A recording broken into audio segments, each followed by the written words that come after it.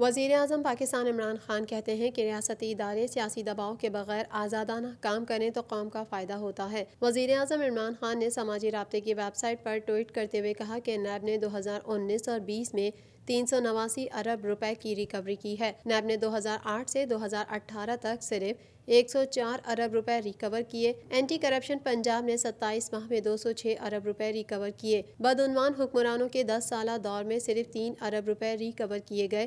وزیر اعظم پاکستان عمران خان کا کہنا ہے کہ یہ واضح اشارہ ہے کہ احتساب تب ہوتا ہے جب ادارے آزادانہ کام کرتے ہیں۔ وزیر اعظم عمران خان نے پارٹی ترجمانوں کو اپوزیشن کے کرپشن کیسز اجاگر کرنے کا ٹاسک دیتے ہوئے کہا ہے کہ حزب اختلاف کو ٹف ٹائم دیا جائے۔ پارٹی ترجمانوں کے اجلاس کی صدارت کے دوران وزیر اعظم عمران خان نے کہا کہ پی ڈی ایم فارغ ہو چکی ہے اور اپنی موت آپ مر رہی ہے۔ حکومت کو پی ڈی ایم سے کوئی خطرہ نہیں۔ انہوں نے کرونا کے دنوں میں عوام کی زندگی سے کھیلنے کی کوشش کی۔ اپوزیشن کی پوری تحریک این آر او کے لیے ہے جو نہیں دوں گا۔